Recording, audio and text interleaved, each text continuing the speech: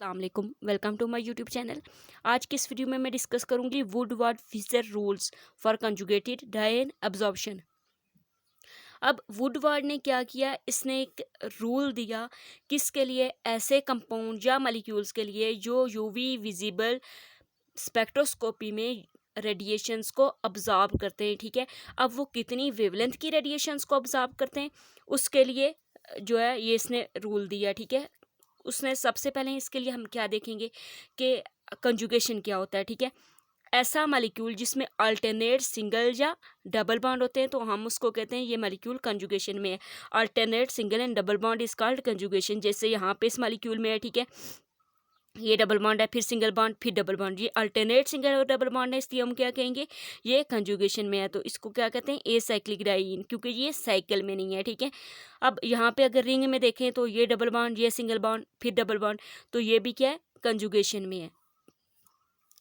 अब जो acyclic diene है उसके लिए हम देखते हैं कि ये जो कंजुगेटिव सिस्टम है ये साइकिलिंग रिंग में ना हो। ठीक है, जैसे ये वाली एग्जांपल है एसाइक्लिक डाइईन की एग्जांपल है ये। ठीक है, अब होमो एन्यूलर डाइईन क्या होता है, होमो एन्यूलर में हम जो कंजुगेशन है उसको रिंग के अंदर देखते हैं। जैसे ये हमारे पास दो रिंग्स हैं, अगर हमारे पास ये कंजुगेटेड सिस्टम एक ही रिंग के अंदर हो, ठीक है, तो उसको हम होमो एन्यूलर डाइईन कहते हैं। जैसे ये रिंग है, यहाँ पे इसको अगर देखें तो ये double bond single bond double bond, तो ये कंजुगेशन है, तो ये एक ही रिंग के अंदर है, इसलिए होमो एन्यूलर कहते हैं।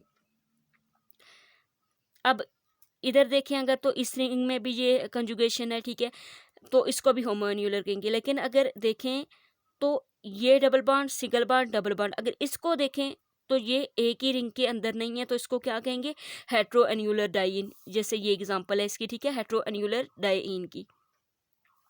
अब अगर हमारे पास दो आ जाएं, ठीक है, हमारे पास एक ऐसा मॉलिक्यूल आ जाए जिसमें एक ही रिंग के अंदर डबल बॉन्ड भी हूँ और हेट्रो में भी हूँ, जैसे ये मेरे पास एग्जांपल है इसकी। ठीक है, ये देखें, इसमें से मैं कंजुगेशन इसको भी ले सकती हूँ, इस बॉन्ड को भी ले सकती हूँ और इस कंजुगेशन को भी ले सकती हूँ। तो मैं प्रेफर करूँगी ऐसी कंजुगेशन को सिलेक्ट करूँ जो होमो एन्यूलर हो। तो प्रेफर किसको करूँगी, इसको। ठीक, अब यहाँ पे जो एसाइक्लिक डाइईन है और होमो एन्यूलर डाइईन है, हेट्रो एन्यूलर डाइईन है, इसके लिए फिशर ने कुछ वैल्यूज़ दी हैं जो स्पेसिफिक हैं, जिनको बेस वैल्यूज़ कहते हैं, वो ये हैं। ठीक है, एसाइक्लिक डाइईन के लिए उसने कहा कि 217 नैनोमीटर की रेडिएशंस को ये एब्जॉर्ब करते हैं एसाइक्लिक डाइईन, उसके लिए स्पेसिफिक एक वैल्यू दे दी 217 नैनोमीटर। होमो हेट्रो एन्यूलर जो है उनके लिए बेस वैल्यू है 214 नैनोमीटर और होमो एन्यूलर के लिए है बेस वैल्यू 253 नैनोमीटर्स। अब नेक्स्ट देखते हैं रिंग रेजिड्यू क्या होता है। ठीक, या फिर अल्काइल सब्स्टिट्यूट। अगर क्या हो कि रिंग के अंदर है साइक्लिक कंजुगेशन है, ठीक है, तो हम उसको रिंग रेजिड्यू कहेंगे। ठीक, जैसे यहाँ पे है ये डबल बॉन्ड, अगर मैंने इसको ले लिया है, ठीक है, स्टडी करने के लिए होमो एन्यूलर का ले लिया है ये वाला कंजुगेटिव सिस्टम, तो इसको जो सेपरेट करता है, ठीक है, यहाँ से इसको लेके हमने इसी को स्टडी करना है, इसी की बेस वैल्यू रखनी है हमने। उसके बाद हमने क्या करना है, इसको यहाँ से मैं अगर काट दूँ, ठीक है, एक यहाँ से काट दूँ, ठीक, क्योंकि यहाँ से ही कटता है, ठीक है, टूटता है, इसको तोड़ दें अगर काट दें तो इनको कहते हैं रिंग रेजिड्यू हैं ये। ठीक है, इस मॉलिक्यूल में, इस कंपाउंड में रिंग रेजिड्यूज कितने 2 हैं। अगर इसमें देखें तो इसमें रिंग रेजिड्यू कितने, अगर मैं इसको ले लूँ एज अ कंजुगेशन, तो यहाँ पे क्या होगा, ये वाला एक रिंग रेजिड्यू होगा ये। ठीक है, अब इसको रिंग रेजिड्यू नहीं कहेंगे, इसको अल्काइल सब्स्टिट्यूएंट कहेंगे। तो अल्काइल सब्स्टिट्यूएंट इसमें कितने, एक है।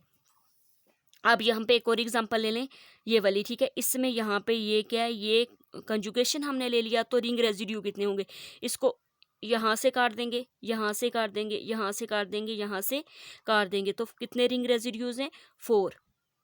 तो फिजर ने जो अल्काइल ग्रुप्स या फिर रिंग रेजिड्यूज की जो स्पेसिफिक एक कांस्टेंट वैल्यू दी उसकी वो है 5 नैनोमीटर। उसके बाद देखते हैं एक्सोसाइक्लिक डबल बॉन्ड क्या होता है। ये देखें, ये साइकिल है, साइकिल की बिल्कुल कॉर्नर पे जो डबल बॉन्ड होते हैं उसको एक्सोसाइक्लिक डबल बॉन्ड कहते हैं। ये जैसे ये रिंग है मेरे पास, ऐसे ही मैंने एग्जांपल के लिए की हुई है, ठीक है।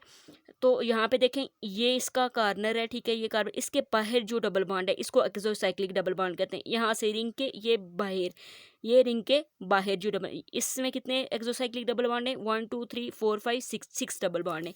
अगर इसमें देखें तो अगर मैं इस रिंग को देखूं बी को, तो इसके कॉर्नर पे ये वाला डबल बॉन्ड है, ठीक है। तो इसका मतलब है रिंग बी में कितने एक्सोसाइक्लिक बॉन्ड है, एक है। और अगर इस साइड से देखूं इसके लिहाज से, तो इसके इस कॉर्नर पे कोई डबल बॉन्ड नहीं है, इस कॉर्नर पे भी कोई डबल बॉन्ड नहीं है, तो इसका मतलब है कोई एक्सोसाइक्लिक डबल बॉन्ड नहीं है। अब यहाँ देखें अगर, तो इसको अगर कंजुगेशन लें तो यहाँ पे ये देखें बिल्कुल इसके कॉर्नर पे डबल बॉन्ड है, ये भी डबल बॉन्ड है, तो कितने एक्सोसाइक्लिक डबल बॉन्ड, दो ये हो गए, ठीक है। तो अगर इस रिंग के हिसाब से देखें तो एक एक्सोसाइक्लिक डबल बॉन्ड है, ठीक है। और अगर इस रिंग के हिसाब से देखें फिर भी एक एक्सोसाइक्लिक डबल बॉन्ड है। अब देख लेते हैं एक्सोसाइक्लिक डबल बॉन्ड की वैल्यू कितनी होती है। एक्सोसाइक्लिक डबल बॉन्ड की वैल्यू है 5। अगर दो एक्सोसाइक्लिक डबल बॉन्ड होंगे तो क्या होगा, 5 को 2 से मल्टीप्लाई कर देंगे। अब नेक्स्ट देखते हैं डबल बॉन्ड एक्सटेंडेड कंजुगेशन। अब ये एग्जांपल है, ठीक है। अब यहाँ पे देखें double bond, single bond, double bond, अगर इसको मैं एज अ कंजुगेशन ले लूँ तो ये क्या है, नेक्स्ट वाली रिंग में फिर डबल बॉन्ड है, फिर एक और डबल बॉन्ड है। इस तरह से इन डबल बॉन्ड को अगर काउंट करें हम तो क्या कहते हैं, इसको डबल बॉन्ड एक्सटेंडेड कंजुगेशन इसको कहते हैं, ठीक है। अब जैसे ये मैंने ले लिया कंजुगेशन वाला, इसको स्टडी करना है हेटेरो एनियोलर को, ठीक है। तो क्या है, ये एक डबल बॉन्ड ये है, ये है, तो two exocyclic double bond extended conjugation कितनी हो गई, 2। अगर यहाँ देखूँ तो क्या है, यहाँ भी 2 है, ये कंजुगेशन वाला है, ठीक है। तो यहाँ पे क्या है, एक exocyclic double bond extended conjugation ये है और एक ये है। तो डबल बॉन्ड एक्सटेंडेड कंजुगेशन के लिए फिशर ने जो दी है वैल्यू, वो क्या है, 30 नैनोमीटर। अगर एक डबल बॉन्ड एक्सटेंडेड कंजुगेशन होगा तो 30, अगर 2 होंगे तो 30 को 2 से मल्टीप्लाई कर देंगे तो कितना बन जाएगा, 60। अब एग्जांपल देख लेते हैं।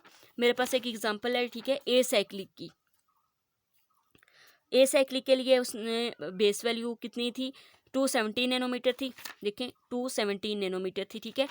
तो अब यहाँ पे अगर देखें अल्काइल ग्रुप्स कितने हैं, ठीक, एक ये अल्काइल ग्रुप, अगर मैं इसको कंजुगेशन ले लूँ, एक ये है, 2 3 4, तो 4 को 5 से मल्टीप्लाई करेंगे क्योंकि अल्काइल ग्रुप्स की वैल्यू कितनी है, अल्काइल ग्रुप्स की कितनी वैल्यू है, 5 है, ठीक है। तो 5 को 4 से, 4 ग्रुप्स हैं, 4 को 5 से मल्टीप्लाई कर दिया 20, तो हमारे पास वैल्यू कितनी आ गई, 237 नैनोमीटर। ये लैम्डा मैक्स प्रेडिक्टेड है, ठीक है, जो हमें इससे मिली, ठीक है। लेकिन जो थी ऑब्जर्व होती है, ठीक है, जब आईआर स्पेक्ट्रम में ऑब्जर्व होती है वो 236 नैनोमीटर बिल्कुल एक दूसरे से मैच कर रही हैं।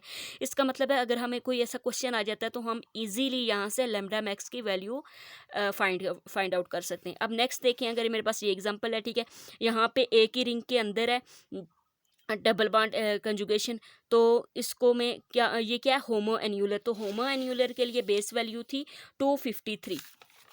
होमो एन्यूलर बेस वैल्यू कितनी है, 253 नैनोमीटर।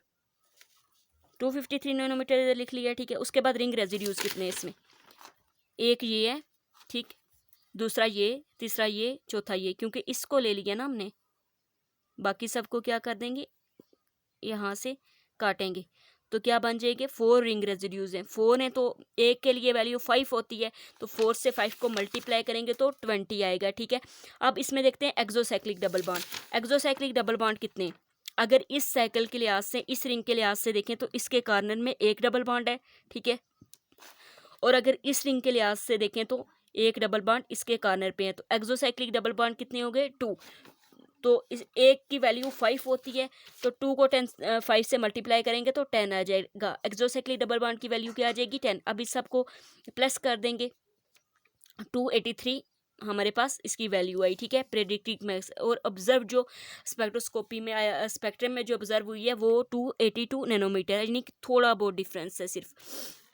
नेक्स्ट एक और एग्जांपल है मेरे पास, यहाँ पे ये क्या है, ये हेट्रोएन्यूलर है, ठीक है, क्योंकि इसमें डबल बॉन्ड, ये जो कंजुगेशन है ये डिफरेंट रिंग्स में है, एक यहाँ पे डबल बॉन्ड है, फिर सिंगल बॉन्ड, फिर डबल बॉन्ड, ये है, ठीक है। अब इसके लिए बेस वैल्यू जो हेट्रोएन्यूलर होता है उसके लिए बेस वैल्यू होती है 214। ये देख लें यहाँ पे हेट्रोएन्यूलर डायन 214 नैनोमीटर। अब उसके बाद हम रिंग रेजिड्यूज देख लेते हैं, एक ये है, एक ये, एक ये, एक ये, 4 हो गए। तो एक के लिए वैल्यू 5 होती है, 5 को 4 से मल्टीप्लाई करें तो 20 नैनोमीटर। एक्सोसाइक्लिक डबल बॉन्ड कितने, इस के लिहाज से देखें, इस रिंग के लिहाज से तो ये डबल बॉन्ड है, ठीक है, ये एक एक्सोसाइक्लिक हो गया, और ये इस साइड पे दूसरा, इसके लिहाज से देखें तो कोई नहीं है, इसके लिहाज से भी देखें तो कोई एक्सोसाइक्लिक डबल बॉन्ड नहीं है, लेकिन इस रिंग को अगर देखें तो 2 एक्सोसाइक्लिक डबल बॉन्ड है। तो एक एक्सोसाइक्लिक डबल बॉन्ड के लिए वैल्यू होती है 5, तो 2 हैं तो 5 2 ज़ा 10, तो हमारे पास प्रेडिक्टेड लैम्डा मैक्स की वैल्यू आ गई 244 नैनोमीटर, और ऑब्जर्व जो स्पेक्ट्रोस्कोपी में है 242 नैनोमीटर है। अच्छा, इसके अलावा अगर रिंग के साथ कोई ग्रुप्स अटैच हों, जैसे क्लोरीन या ब्रोमीन है, तो उसके लिए बेस वैल्यू 5 नैनोमीटर है। ओ आर ग्रुप अटैच हो तो 6 नैनोमीटर, एस आर हो तो 30 नैनोमीटर, एन आर टू हो तो 60 नैनोमीटर, और ओ सी एच थ्री या फिर ओ ए सी हो तो 0 नैनोमीटर। अब इसको याद कैसे करना है, ठीक है, मैंने इसको याद करने ऐसे किया था, ठीक है, जैसे क्लोरीन और ब्रोमीन है तो 5 नैनोमीटर, उसके बाद इनको तरतीब से याद कर लेना है। क्लोरीन के पास ओ आर, तो ओ आर के लिए 6, 5 और 6, 5 6 आर 30 होता है, एस आर के लिए 30। तो अब देखें एन आर टू आ रहे हैं तो 30 को 2 से मल्टीप्लाई कर दिया तो 60 नैनोमीटर। अब इनका क्या मतलब है, यानी अगर कोई ग्रुप यहाँ पे क्या हो, ओ आर ग्रुप अटैच हो इस रिंग के साथ, सपोज करें इस रिंग के साथ यहाँ ओ आर ग्रुप अटैच हो तो क्या हो, इसके लिए कितनी वैल्यू है ओ आर की, 6 है। तो मैं क्या करूँगी, इस ये जो मेरे पास वैल्यू आई है इसमें 6 और ऐड कर दूंगी, सॉरी इसमें 6 ऐड कर दूंगी, 6 + 4 10, 5 2 250 नैनोमीटर वैल्यू आ जाएगी, ठीक है। Thank you so much.